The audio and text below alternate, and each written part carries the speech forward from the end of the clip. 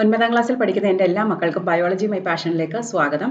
നമ്മളിപ്പോൾ പഠിച്ചുകൊണ്ടിരിക്കുന്നത് laws of motion, force and laws of motion എന്ന ചാപ്റ്ററാണ്. അതിൽ നമ്മൾ ന്യൂട്ടന്റെ 3 ലോസിനെ കുറിച്ചാണ് പ്രധാനമായിട്ടും പഠിക്കുന്നത്. ആദ്യത്തെ ലോയായ ലോ ഓഫ് ഇനേർഷ്യ ബേസ് ചെയ്തിട്ടുള്ള ലോ ആണ്. അത് നമ്മുടെ ഫോഴ്സിനെ എങ്ങനെയാണ് ഫോഴ്സ് ഒരു ഒബ്ജക്റ്റിന്റെ മോഷനെ ഇൻഫ്ലുവൻസ് ചെയ്യുന്നതെന്നാണ് നമ്മൾ പഠിച്ചത്. എങ്ങനെയൊക്കെ മാറ്റങ്ങൾ വരുത്താമെന്ന് കണ്ടു. രണ്ടാമത്തേതെന്ന് പറയുന്നത് മൊമെന്റത്തിനെ ബേസ് ചെയ്തിട്ടുള്ളതായിരുന്നു. അവിടെ നമ്മൾ ഫോഴ്സിനെ നമുക്ക് എങ്ങനെ അളക്കാം എന്നാണ് പഠിച്ചത്. ഇനി നമ്മൾ പഠിക്കാൻ പോകുന്നത് നമുക്ക് എല്ലാവർക്കും സുപരിചിതമായ തേർഡ് ലോ ഓഫ് മോഷൻ ആണ്. ജീവിതത്തിൽ പല സാഹചര്യത്തിലും നമ്മൾ അത് ഉപയോഗിക്കാറുണ്ടല്ലേ. ഫിസിക്സിൽ മാത്രമല്ല, അല്ലാതെ ഡെയിലി ലൈഫ് സിറ്റുവേഷൻസിൽ പോലും നമ്മൾ ഉപയോഗിക്കുന്ന ഒരു ലോ ആണ് ഇത്. അപ്പൊ ഈ ലോ പറയുന്നത് എന്താണ്? ഈ third law, when an object exerts a force on another object, the second object instantaneously exerts a force on the other one. അതായത് ഒരു വസ്തു മറ്റൊരു വസ്തുവിലെ ഫോഴ്സ് അപ്ലൈ ചെയ്താൽ ആ വസ്തു തിരിച്ചൊരു ഫോഴ്സ് അപ്ലൈ ചെയ്യും. ഇപ്പൊ എനിക്ക് ദേഷ്യം വന്ന് എൻ്റെ കൈ എടുത്ത് ഞാൻ മേശപ്പുറത്ത് ഇടിച്ചു എന്ന് വിചാരിക്കുക. മേശയ്ക്ക് ആ ഫോഴ്സ് ഞാൻ അപ്ലൈ ചെയ്തു, പക്ഷെ എൻ്റെ കൈ വേദനിക്കില്ലേ? അല്ലേ? ചില സമയത്തൊക്കെ ടീച്ചേഴ്സ് ദേഷ്യം വന്ന് കുട്ടികളെ അടിക്കുമ്പോൾ ടീച്ചറുടെ കൈ തന്നെ വേദന എടുക്കും. അല്ലെങ്കിൽ നിങ്ങളുടെ അമ്മ വന്ന് നിങ്ങൾക്ക് ഇട്ടൊരു തല്ല് തരും, പക്ഷെ അമ്മയുടെ കൈയും വേദനിക്കും. അമ്മയുടെ മനസ്സ് തീർച്ചയായിട്ടും വേദനിക്കും, അത് വേറൊരു കാര്യം, പക്ഷെ കൈയും വേദനിക്കും. അതെന്തുകൊണ്ടാണെന്ന് തോന്നിയിട്ടുണ്ടോ?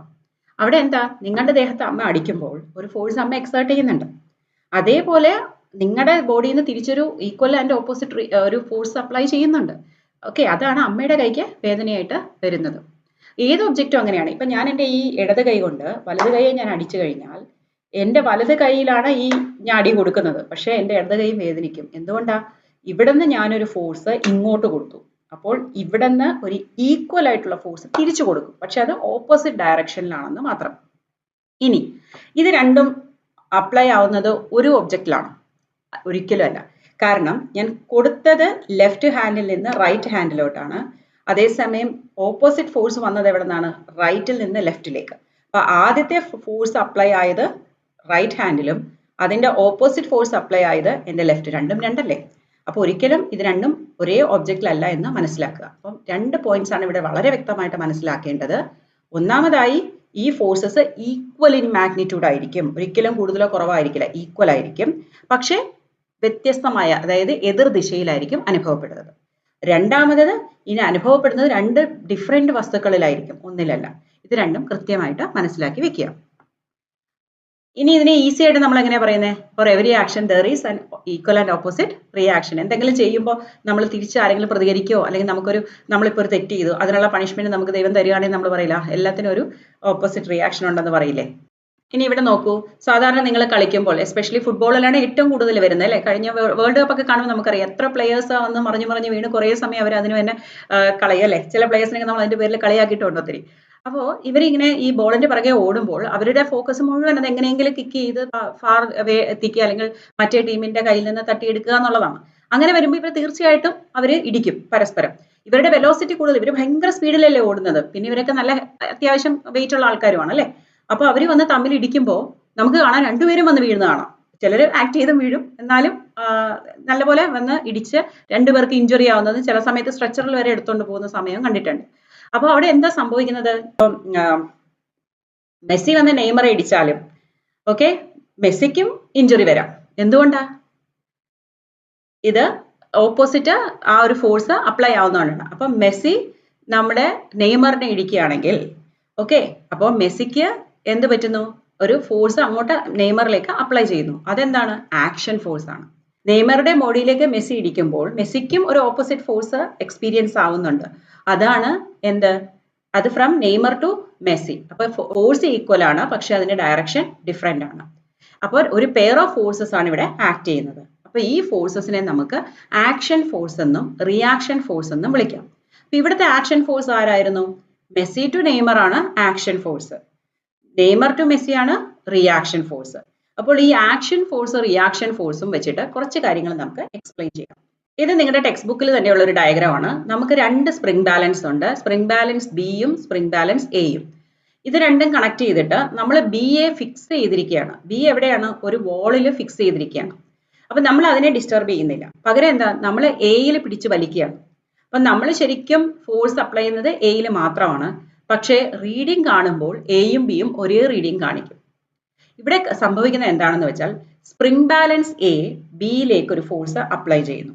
അതേപോലെ ബി തിരിച്ച് ഒരു force equal in magnitude but opposite in direction arc apply ചെയ്യും? നമ്മുടെ എക്ക് അപ്ലൈ ചെയ്യും. അപ്പോൾ ഇവിടെ ഏതാണ് ആക്ഷൻ, ഏതാണ് റിയാക്ഷൻ എന്ന് പെട്ടെന്ന് കമന്റിൽ പറഞ്ഞേ. എ ആണ്, എ ബിയിലോട്ട് അപ്ലൈ ചെയ്യുന്നത് ആക്ഷൻ ഫോഴ്സ്, ബി എയിലോട്ട് അപ്ലൈ ചെയ്യുന്നത് റിയാക്ഷൻ ഫോഴ്സ്.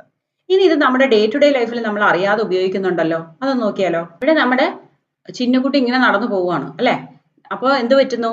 നമുക്ക് നടക്കണമെങ്കിൽ നമ്മളിപ്പോൾ റെസ്റ്റിൽ നിൽക്കുകയാണ്, പെട്ടെന്ന് നമ്മൾ നിന്നിട്ട് നടക്കാൻ തുടങ്ങുകയാണ്, അതായത് നമ്മൾ ആക്സിലറേറ്റ് ചെയ്യപ്പെടുകയാണ്. അവിടെ നമുക്ക് എന്ത് വേണം? ഒരു ഫോഴ്സ് ഉപയോഗിക്കണം. അപ്പൊ നമ്മൾ എങ്ങോട്ടാ ഫോഴ്സ് ഉപയോഗിക്കുന്നത്? നമ്മുടെ കാലിലെ മസിൽസിന്റെ ശക്തി ഉപയോഗിച്ചിട്ട് നമ്മൾ തറയിലേക്കാണ് ഫോഴ്സ് ഉപയോഗിക്കുന്നത്. അപ്പോൾ ആ ഫോഴ്സിനെ പറയുന്ന പേരാണ് ആക്ഷൻ ഫോഴ്സ്. അപ്പൊ തറയ്ക്ക് ചുമ്മാതിരിക്കാൻ പറ്റുമോ?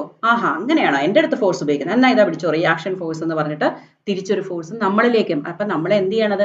അത് ഉന്തി വിടുകയാണ്. നമ്മൾ താഴേക്ക് കാല് അമർത്തുമ്പോൾ തിരിച്ച് തറ നമ്മളെ ഉന്തുകയാണ്. അതുകൊണ്ട് നമ്മൾ മുമ്പോട്ട് പോകുന്നു. അങ്ങനെയാണ് നമുക്ക് നടക്കാൻ പറ്റുന്നത്. ഓക്കെ, അപ്പൊ നമ്മുടെ കാല് ഒരു ആക്ഷൻ ഫോഴ്സ് തറയിലേക്ക് പ്രയോഗിക്കുമ്പോൾ ഒരു reaction force equal in magnitude പക്ഷെ ഓപ്പോസിറ്റ് ഇൻ ഡയറക്ഷനിലായിട്ട് അവിടെ പ്രവർത്തിക്കുന്നുണ്ട്. ഇനി ഇങ്ങനെ നടന്നുകൊണ്ടിരിക്കുമ്പോൾ നമ്മൾ ഉപയോഗിക്കുന്ന ഫോഴ്സ് ഉപയോഗിക്കുന്നെന്ന് പറഞ്ഞു, ഫോഴ്സ് ഈക്വൽ ആണെന്നും പറഞ്ഞു. പക്ഷെ അതുകൊണ്ടുണ്ടാകുന്ന ഇമ്പാക്റ്റ് എല്ലാ ബോഡിയിലും ഒരുപോലെയാണ്. അതായത് ഇപ്പൊ മെസ്സിയും നെയ്മറും തമ്മിൽ ഇടിച്ചു കഴിഞ്ഞാൽ മെസ്സി ചിലപ്പോൾ ഒന്ന് തടവിട്ടങ്ങ് ഓടും, നെയ്മർ അവിടെ കിടന്ന് ഉരുളും അല്ലെ. അതെന്തുകൊണ്ടാണ്? രണ്ടുപേരിലും കിട്ടുന്ന ഇമ്പാക്റ്റ് ഡിഫറെന്റ് ആണ്, അല്ലെങ്കിൽ അതിലുണ്ടാക്കുന്ന ആക്സലറേഷൻ ഡിഫറെന്റ് ആണ്. ഇപ്പോൾ തന്നെ ഈ കുട്ടി നടക്കുമ്പോൾ തറയിലേക്ക് ഫോഴ്സ് ഉപയോഗിക്കുമ്പോൾ കുട്ടി മുമ്പോട്ട് പോകുന്നു. അതേസമയം തറ എന്തുകൊണ്ട് പുറകോട്ട് പോകുന്നില്ല, അല്ലെങ്കിൽ തറ എന്തുകൊണ്ട് ആക്സിലറേറ്റ് ചെയ്യപ്പെടുന്നില്ല? അത് വളരെ സിമ്പിൾ ആയ ഒരു ഉത്തരവാണ്. അവരുടെ രണ്ടുപേരുടെയും മാസ് ഡിഫറെന്റ് അല്ലേ, അല്ലെങ്കിൽ അതുകൊണ്ട് തന്നെ അവരുടെ ആക്സിലറേഷൻ ഡിഫറെന്റ് ആയിരിക്കും. ഫോഴ്സ് തന്നെ ഈക്വൽ ഉള്ളൂ, പക്ഷേ ഈ ഫോഴ്സ് ആക്ട് ചെയ്യുന്ന രണ്ട് ഡിഫറെന്റ് ബോഡിയിലാണ്. ഒന്ന് ലൈറ്റർ ആയിരിക്കാം, ഒന്ന് ഹെവിയർ ആയിരിക്കാം. അപ്പൊ അതനുസരിച്ച് ആക്സിലറേഷനിലും വ്യത്യാസം വരും. ഇത് നമ്മൾ പഠിക്കുന്ന മറ്റൊരു ഉദാഹരണമാണ് റീകോയിലിംഗ് ഓഫ് ഗൺ എന്ന് പറയും. അതായത് നമ്മളൊരു തോക്ക് ഉപയോഗിച്ച് വെടിവെക്കുമ്പോൾ അതിൽ നിന്ന് ബുള്ളറ്റ് പുറത്തേക്ക് തെറിച്ചു പോകുന്നു. ആ ബുള്ളറ്റ് വളരെ ചെറുതായതുകൊണ്ട് തന്നെ അത് വളരെ ഹൈ വെലോസിറ്റിയിൽ പോവുകയും അത് നമ്മുടെ ടാർഗറ്റിൽ ഏത് വസ്തുവിനെയാണോ നമ്മൾ ഉന്നം വെക്കുന്നത് അതിൽ തുളച്ചു കയറുകയും ചെയ്യും അല്ലെ. അതേസമയം അപ്പൊ നമ്മൾ ഈ പഠിച്ച ലോ വെച്ച് ആലോചിച്ച് നോക്കിയാൽ നമ്മൾ ഗണ്ണ് കൊണ്ട് ഫയർ ചെയ്യുമ്പോൾ ഗണ്ണ് അഥവാ തോക്ക് ഒരു ഫോഴ്സ് ബുള്ളറ്റിൽ എക്സേർട്ട് ചെയ്യുന്നത് കൊണ്ടാണ്, അല്ലെങ്കിൽ ബുള്ളറ്റിലേക്ക് ഒരു ഫോഴ്സ് അപ്ലൈ ചെയ്യുന്നത് കൊണ്ടാണ് ബുള്ളറ്റ് ഇങ്ങനെ തെറിച്ചു പോകുന്നത് അല്ലെ. അപ്പോൾ തീർച്ചയായിട്ടും ബുള്ളറ്റ് തിരിച്ചൊരു ഫോഴ്സ് അപ്ലൈ ചെയ്യുന്നുണ്ടാവുമല്ലോ അല്ലെ. അതുകൊണ്ടാണ് ഇങ്ങനെ എപ്പോഴും വെടിവെക്കുന്ന സമയത്ത് ഈ ഗണ്ണ് കുറച്ചൊന്ന് ബാക്കിലേക്ക് വരും. അതിന്റെ പേരാണ് റീകോയിലിംഗ് ഓഫ് ഗൺ എന്ന് പറയുന്നത്. അതായത് നമ്മൾ ഈ ഇംഗ്ലീഷ് മൂവിയിലൊക്കെ കാണുമ്പോൾ അതിലാണ് കൂടുതൽ വയലൻസ് വരുന്നത്. മലയാളത്തിലും ഇപ്പോൾ ഉണ്ട്, എന്നാലും ഞാൻ പറയാണ്.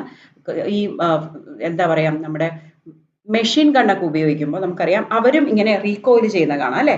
അപ്പൊ റീകോയിലിംഗ് വരുമ്പോൾ എന്തുകൊണ്ടാണ് സംഭവിക്കുന്നത്? ഈ ആക്ഷൻ റിയാക്ഷൻ കൊണ്ടാണ്. ഇവിടെ ആക്ഷൻ റിയാക്ഷൻ ഏതാണെന്ന് കമന്റിൽ ഒന്ന് പെട്ടെന്ന് ടൈപ്പ് ചെയ്തേ. ഗണ്ണ് ബുള്ളറ്റിലേക്ക് ആക്ഷൻ, ബുള്ളറ്റ് ഗണ്ണിലേക്ക് റിയാക്ഷൻ. ഇവിടെ എന്തുകൊണ്ടാണ് രണ്ടുപേരും ഒരേപോലെ റിയാക്ട് ചെയ്യാത്തത്? കാരണം ബുള്ളറ്റ് സ്പീഡിൽ പോകുന്നു, കാരണം അതിന്റെ മാസ് കുറവാണല്ലേ. അതേസമയം ഗണ്ണ് എന്ന് പറഞ്ഞാൽ ഹെവിയർ ദാൻ ബുള്ളറ്റ്, ബുള്ളറ്റിനേക്കാൾ ഒത്തിരി വെയിറ്റ് കൂടിയതാണ് ഗണ്ണ്. അതുകൊണ്ടാണ് ഗണ്ണ് നമ്മുടെ അതിൽ നിന്ന് തെറിച്ചു പോവാതെ അത് റീകോയിൽ ചെയ്ത് നിൽക്കുന്നത്. ഇനി മറ്റൊരു ഉദാഹരണം നോക്കാം. ഈ ഒരു സെയിലർ ബോട്ടിൽ നിന്ന് കരയിലേക്ക് ചാടുകയാണ്. നമുക്കറിയാം നമ്മൾ ബോട്ടിൽ നിന്ന് കരയിലേക്ക് ഇറങ്ങുമ്പോൾ നമ്മുടെ കാല് ബോട്ടിനെ തള്ളുന്നുണ്ട്. അതൊരു ആക്ഷൻ ഫോഴ്സ് ആണ്. അതുകൊണ്ട് ബോട്ട് പുറകോട്ട് പോകും.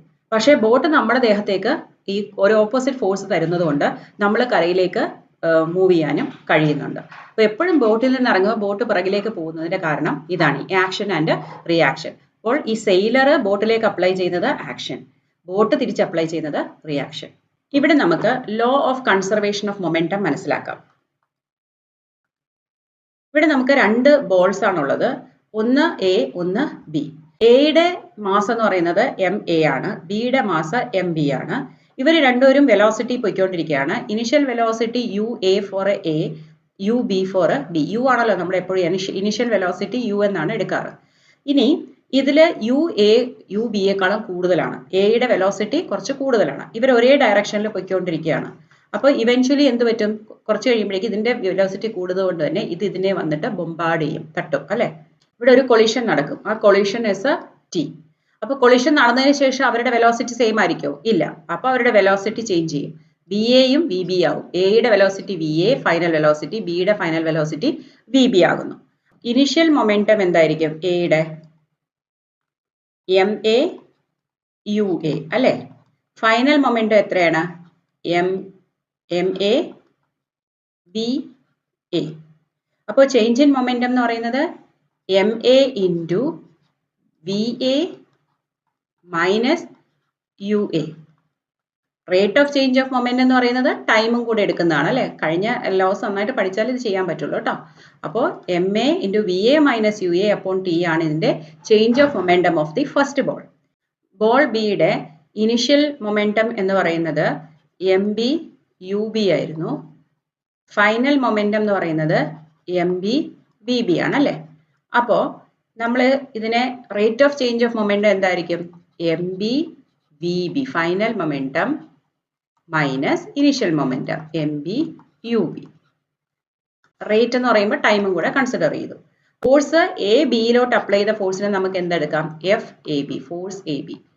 അത് തന്നെയാണ് force B A in the opposite direction, equal in magnitude but opposite in direction.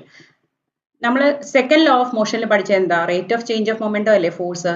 അപ്പൊ നമുക്കിത് എങ്ങനെ എഴുതാം? M into V A minus U A, that is first ബോളിന്റെ rate of change of momentum is equal to second ബോളിന്റെ rate of change of momentum. നമ്മൾ M common factor ആയിട്ട് പുറത്തെടുത്തതാണ്. ഇനി ഇവിടെ ഒരു കാര്യം നോക്കൂ. ഞാൻ ഇവിടെ ഒരു നെഗറ്റീവ് സൈൻ കൊടുത്തു. എന്തിനാ? ഇത് ഈക്വൽ ഫോഴ്സ് ആണ് അല്ലേ? ഇത് ഇങ്ങോട്ടാണ്, ഇത് ഇങ്ങോട്ടാണ്. പക്ഷെ ഇതൊരു വെക്റ്റർ ക്വാണ്ടിറ്റി ആയതുകൊണ്ട് തന്നെ നമുക്ക് ഡയറക്ഷൻ പറയണം. ഇത് ഓപ്പോസിറ്റ് ഡയറക്ഷൻ ആയിട്ട് നമ്മൾ നെഗറ്റീവ് സൈൻ ആണ് കൊടുത്തത്. ഇനി നമുക്കിത് സിംപ്ലിഫൈ ചെയ്താൽ,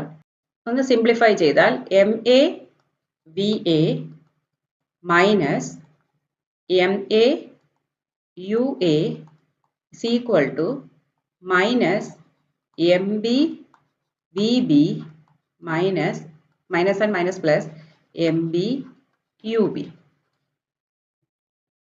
ഇനി നമുക്ക് വി എ ഒരു സൈഡിലും യു ഇനിഷ്യൽ വെലോസിറ്റി ഒരു സൈഡിലും കൊണ്ടുവരാം. രണ്ട് ബോഡിയുടെ ഇനിഷ്യൽ മൊമെന്റം ഒന്ന് നോക്കൂ. M A U A plus, ഞാൻ ഇതിനെ യു ബി എ ഇവിടെ കൊണ്ടുവന്നു. So M B V B is equal to M A V A plus MB VB. Okay, so the before collision this was the total momentum, after collision this is the total momentum. അപ്പോൾ നമുക്ക് മനസ്സിലായി total momentum കൊളിഷന് മുമ്പും കൊളിഷന് ശേഷവും ഒന്ന് തന്നെയായിട്ടാണ് തുടരുന്നത്. അപ്പോൾ ഇതിനെ നമുക്ക് law of conservation of momentum എന്ന് വിളിക്കാം. ഇതൊരു ഐഡിയൽ സിറ്റുവേഷൻ ആയിട്ടാണ് കണക്കാക്കുന്നത്. എക്സ്റ്റേണൽ അൺബാലൻസ് ഫോഴ്സ് ഒന്നും ഇല്ലെങ്കിൽ total momentum of these two objects കൊളിഷന് മുമ്പും ടോട്ടൽ മൊമെന്റം ആഫ്റ്റർ കൊളിഷനും ഒന്നായിട്ട് തന്നെ ഇരിക്കും. ഇതാണ് law of conservation of momentum എന്നതുകൊണ്ട് ഉദ്ദേശിക്കുന്നത്. ഈ ചാപ്റ്ററിൽ കുറേ ഇമ്പോർട്ടൻറ്റ് ന്യൂമറിക്കൽസ് ഒക്കെ ഉണ്ട്. അത് എത്രയും പെട്ടെന്ന് മറ്റൊരു വീഡിയോ ആയിട്ട് ഞാൻ വരാം. അതുവരെ നിങ്ങൾ നന്നായിട്ട് കോൺസെപ്റ്റ്സ് മനസ്സിലാക്കി പഠിക്കുക. എപ്പോഴും ഫിസിക്സ് മനസ്സിലാക്കി പഠിക്കാൻ ശ്രമിക്കുക. പിന്നെ റിവൈസ് ചെയ്യുന്നത് വളരെ ഇമ്പോർട്ടൻ്റ് ആണ്. വെറുതെ പഠിച്ചുകൊണ്ട് ആർക്കും അത് തലയിലിരിക്കില്ല. നമ്മളെല്ലാവരും മനുഷ്യരാണ്. ഒത്തിരി കാര്യങ്ങൾ നമ്മുടെ തലയിൽ കൂടി കടന്നു പോകുന്നതുകൊണ്ട് തന്നെ നമുക്ക് ഓർത്തിരിക്കണമെങ്കിൽ റിവിഷൻ വളരെ അത്യാവശ്യമാണ്. ഓക്കെ, അപ്പോൾ keep revising and wait for my next video. നിങ്ങൾക്ക് എൻ്റെ ലെസൺസ് മനസ്സിലാവുന്നുണ്ടെങ്കിൽ തീർച്ചയായിട്ടും ലൈക്ക് ചെയ്യണം. പിന്നെ നിങ്ങളുടെ ഫ്രണ്ട്സിനൊക്കെ ഒന്ന് ഷെയർ ചെയ്ത് കൊടുക്കണം. അപ്പോഴേ അത് കുറേ ആളുകളിൽ എത്തുള്ളൂ. അതുകൊണ്ട് എനിക്കും ബെനിഫിറ്റ് ഉണ്ടാവുള്ളൂ. പിന്നെ നിങ്ങൾക്ക് എന്തെങ്കിലും സജഷൻസോ ഡൗട്ട് ഉണ്ടെങ്കിൽ കമൻറ്റ് ബോക്സിൽ ഇടണം. ഒപ്പം സബ്സ്ക്രൈബ് ചെയ്യാതെയാണ് കണ്ടുകൊണ്ടിരിക്കുന്നതെങ്കിൽ തീർച്ചയായിട്ടും സബ്സ്ക്രൈബ് ചെയ്യുക. കാരണം ഇപ്പോൾ നിങ്ങൾ എടുത്തു കഴിഞ്ഞാൽ 12th വരെയുള്ള പോർഷൻസിന് you can be with me. അപ്പോൾ thank you for watching biology my passion.